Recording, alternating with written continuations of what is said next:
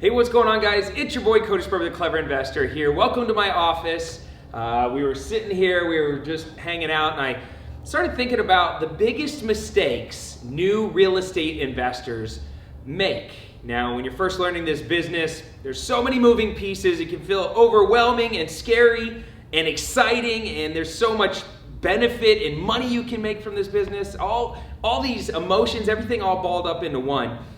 But when I look back over, I've been doing this for 14 years now, right? A little over 14 years.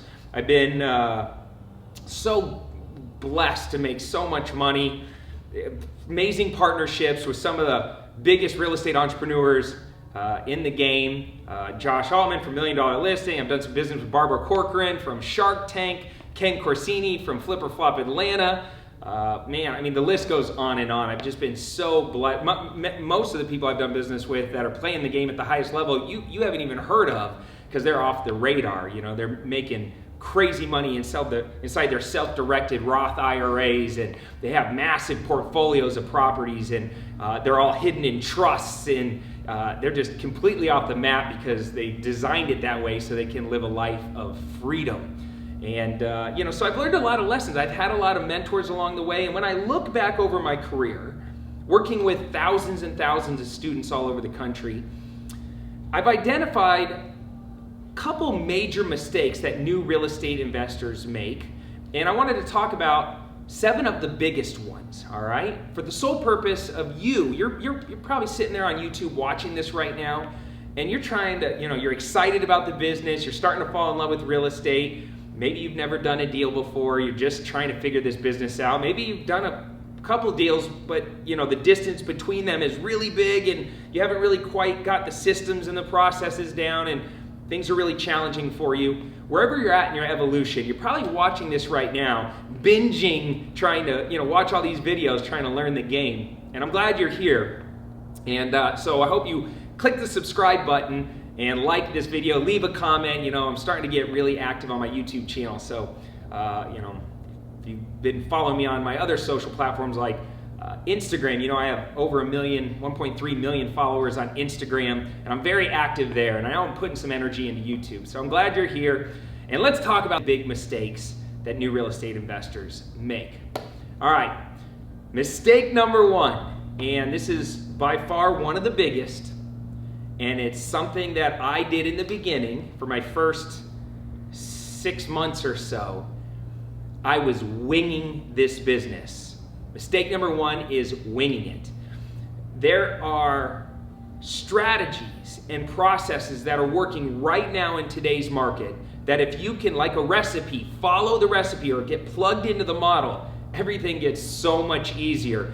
You can generate the leads easier, you can process those leads easier, you can negotiate with those people. Everything just kind of falls into place. But when I was first starting, I was kind of hard-headed. I was going to all these different networking events. Everybody was giving me their opinion. I would, back then, if you go back 14 years, foreclosures, door knocking was like the hot thing. The market hadn't melted down yet, so everybody was out door knocking. Everybody had a different door knocking strategy. Direct mail, people were telling me 50 million different ways to do direct mail, and other people were telling me, no, you got to use real estate agents. That's the only way to get deals. Real estate agents are the best source of deals. And I was really confused and overwhelmed, so I was just dabbling in a little bit of everything. And when you do that, you never really feel like you make any progress, and it really feels like a lot of time is wasted. You feel very busy, a lot of busy work happens, but you don't actually feel like you got anything done. And unfortunately, for me at least, I didn't make any money for months and months and months. And winging it is not a strategy. Why would you ever want to learn purely through trial and error? I used to wear that like a badge of honor, like, look at me, I'm working really hard and I failed miserably. But I learned this valuable lesson of what doesn't work or what does work. Screw that. Why would you ever want to do that? Pick up where somebody else left off. Follow people that are already cracked the code and already figured it out. Get the recipe from them instead of winging it, and then just go and apply it. Take the action and go and apply it. So mistake number one is winging it. Do not do that. There is too much good information out there, and you're at the right place at the right time here on this channel, because we're going to be showing you what's working in today's market. All right, mistake number two, and this one was a big one for me when I was new. I was so excited about this business. I love the idea of taking something old and turning it into something new. Like, I loved the idea of like remodeling houses. I loved architecture. I was like the weird kid that actually really enjoys real estate. Not everybody likes real estate. Some people get into this business just to make money, and I think that's fine. It's a great pathway to building wealth. But I actually fell in love with architecture and real estate, and so it was easy for me to fall in love with the deal. And mistake number two is, do not fall in love with the deal, right? This isn't your primary residence. This is an investment, and if you watch some of my other videos, you know that there's two types of real estate investing out there. There's active real estate investing, and then there's passive real estate investing. Active real estate investing is like wholesaling houses, rehabbing houses, and passive real estate investing is like being a landlord, right? Owning rentals. All of those are designed to make you money, make your business money, and it really is a business. If you just want to wing it and, if you just want to dabble and flip a house one time or something like that, then it really doesn't matter, But if you actually build a business, you want to flip a lot of houses, make a lot of money, it's a business. There's systems and processes, and you cannot fall in love with the house. You have to understand that you have to create efficiencies in your business to maximize your returns. That you have to get good financing structure in your business so that way you can maximize returns. You got to get good at negotiating for the deals. That way you can buy it right. We've all heard that adage, you make money when you buy. Well, that's really true in real estate. You want to buy the property right, and then you want to make sure that you negotiate and become really good at that, so that way you set yourself up for success on the front end, and then if you're going to wholesale it, you still can't fall in love with the house, right? You can't lie to yourself and say, man, this house is worth more than it really is, right? Just to try and get into the deal. You cannot do that. If you're renovating, you really got to make sure that you don't fall in love with the property, because I've seen so many new investors lose money on their first rehab because they've over-renovated the property. They act like they're going to live in it, so they buy the nicer fixtures, they spend a little bit more money on the material choices, and it's just not the right choice. You got to find that healthy balance to where you get it sold and you maximize profits at the same time. So do not fall in love with the deal. All right, mistake number three is, and this is a big one, and this is probably one of the keys to my success. Cody Sperber loves to market his business. I'm always out trying to generate leads. I'll stand on any mountaintop and scream at the top of my lungs, I got properties for sale. I want to buy houses. I pay cash. Who wants to get involved with my business? I'll borrow your money and attach it to real estate, and I'll give you a great return. You want to learn how to invest in real estate? Come to my education company, right? You see me on social, you see me on paid advertising, you see me through direct mail, you see me through email marketing, text message marketing, direct to voicemail marketing. Mistake number three is not having marketing stamina, right? This idea, what do you think marketing stamina means? Does it mean putting out one bandit sign or sending out one direct mail piece? Or does it mean that you do it consistently and you test and you tweak and you split test and you do everything that you can to maximize the return on that marketing expense? And even if you're doing free marketing, like social media marketing, there's still an expense because your time is involved, you can't get that back, your time's involved. So you want to maximize the returns. And if you don't have marketing stamina, there's an old marketing adage that says you want to touch your prospect with your marketing message 7 times, and that's about when they start to respond. I believe that nowadays, in today's crazy busy world where people are bombarded with marketing messages by the millisecond, they're TV message, their Netflix, there's so much noise in people's lives. Their hands are glued to a phone. Social media is coming at them. They got their church, they got their family, they got their jobs, they got their own, hopes and dreams and goals and things that they're working towards. Everybody is so busy nowadays. I don't think it's 7 touches. I think it's like 70 touches. You have to have so much marketing stamina, and you have to layer it, right? You should be talking to them on social media. You should be sending direct mail to them. They should see you when they're driving down the street. You should be in their email inboxes. Every single way that you can communicate with them, you should be communicating with them. And when you fall in love with this business and you become truly passionate about it, when you realize that this is a business about serving others. When I go to buy a house from somebody, it's a distressed house or they're having financial troubles or something like that, I feel that there's nobody better in the world to show up on their doorstep and work out a win-win deal than me. That's why I'm so passionate about it. I'm like, I know this is going to help you. I know it's going to be win for you. I'm going to create an offer that makes sense to you. I know it's going to be a win for me because I'm going to get a great deal, and I'm going to turn around and I'm going to make it into something even more beautiful, and some new family is going to be able to get the house. Or I'm going to be able to take that deal and serve it up on a silver platter to a landlord or rehabber that is looking for a good deal that's going to go and make the house better. Everybody wins. I'm passionate about it because I know what it's done for me and my family, right? It's just everything about it is good. And so you should, even if you don't feel like you're a salesperson, even if you say, well, I'm not a good marketer, you should work relentlessly, almost obsessively, to being able to create that experience for your clients and your prospects. So that way you can develop that marketing stamina. By the 10th touch or 20th touch, all of a sudden they go, you know what?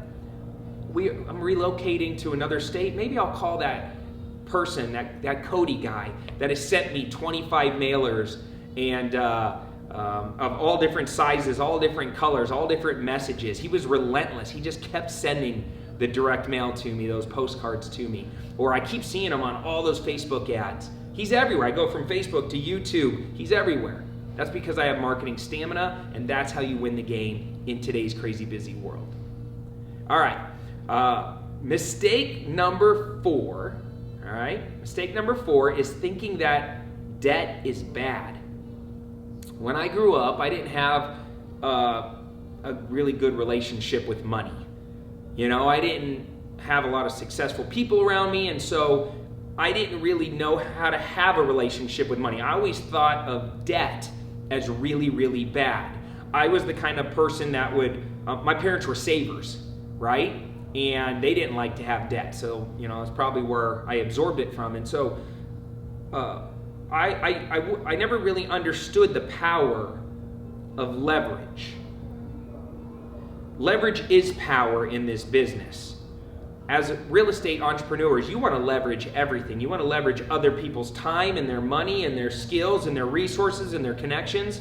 And there is such a thing as bad debt, right? You borrowing money, going and buying a yacht, right? Or a motorcycle, a four-wheeler, and, just like fun stuff, right? That would not necessarily be considered good debt. But then there's other types of debt where it's like you getting debt to go and invest it in real estate, right? And I used to be the kind of person that would internally want to pay the mortgage down as fast as possible. Well, the reality is you don't necessarily want to do that. You want to understand how debt works, know where and how to raise the money and how to attach it to the real estate, right? And be able to increase your cash on cash returns. And once I started to understand, wow, there's bad debt, there's good debt, then it started to make sense. And I started creating more power in my business because leverage is power. And I see new investors making the mistake thinking everything is bad debt, and they're constantly trying to pay down their mortgage, or they're scared to borrow money from their credit card to, invest in education for their real estate business, to develop more skills, or they're scared to, take a cash advance from their credit card and use that as an earnest deposit to wholesale a house, right? There is, as long as you're applying that money towards the right thing, I think there is good debt and bad debt. All right. Mistake number 5 is not making enough offers, right? Just like you need to have marketing stamina, you have to have offer making stamina. This business is a relationship business, and you got to cast a wide net. There are what's called KPIs in our business that you'll start to track and understand. KPI is a key performance indicator. And essentially, you have to ask yourself questions like, how many phone calls do I have to make before I generate a lead? How many leads do I have to generate before I create a lead intake form? That means I actually had a conversation with somebody and I was able to gather information about the property. How many lead intake forms do I have to create and generate before I can get to making one offer? How many offers do I have to make before I get one offer accepted and I have one accepted contract? How many contracts do I need to get accepted before I actually close one and collect a paycheck? All right? Those KPIs, those metrics we want to track in our business. If you're not making phone calls, you're not making money. And if you're not making offers, you're definitely not making money. You cannot do a real estate deal without making an offer. And it's crazy to me. I work with all kinds of students, and I'll talk to them, and they'll come into my world, and I'm like, how long have you been doing this? Oh, I've been trying to do real estate for 5 months now. And I say, well, how many offers have you made? Oh, I haven't made any offers yet. I'm like, okay. Habit number one, success habit number one, get on the phones, talk to people. Success habit number two, after you get done talking to them, send them an offer, right? Even if they don't accept it, send them the offer. Create that habit of writing offers every single day if you can. My goal was, can I write an offer a week? Then it was, can I write an offer a day? Then it was, can I write 5 offers a day? 10 offers a day? Well, like, how hard can I push it? Because I know my KPIs are my KPIs. Once I understand them, it's just, it goes, I generate a lead, all these metrics happen, and then I make money. Okay, well, if I want to make more money, I just got to go back to the front of the funnel and increase those numbers, and it cascades down to more money, right? So you got to think of the business like that. But you can't get there if you don't make offers. So learn your paperwork, master your paperwork. My mentor called it transactional engineering. That's where you were so good at your paperwork. And there's 2 types of paperwork out there, by the way. There's investor-friendly contracts. Like if you bought a course from me or you took a class from me and I gave you paperwork, chances are that's going to be my attorney created that paperwork. All the terms in the contract and all the paperwork lean in the favor of the investor, depending on the type of transaction we're doing. And then there's standard real estate agent paperwork. All right? There's 2 different types. There's more traditional paperwork, like standard realtor paperwork, and then there's investor-friendly paperwork. You have to master how to manipulate the terms of the contract based on the conversation you're having with the seller or the buyer. And that's transactional engineering. It's gathering little pieces of information as you're building a relationship with somebody and knowing, hey, I'm going to move this term, I'm going to delete this term, I'm going to magnify this term, I'm going to change it over here. And there's all these little hidden profit centers in a deal that you can start to pick up as you become more experienced because you know your paperwork. You can pull those out of the deal and put them in your pocket. What do you think the biggest mistake new real estate investors make? I'd love to hear your thoughts. Put it in the comments below. Then let's talk about it. I'm here to help you. I hope, as you get to know me better and get to know this channel better and you subscribe and you engage, I hope that I can help you out on your real estate journey. Who knows? Someday in the future, we might be doing deals together, high-fiving, cashing deal checks, living the good life. I'd love to see that happen. So until then, thank you for watching. And I'm Cody Sperber, Clever Investor, signing off for now. Take care. Comb your hair. Until next time, peace.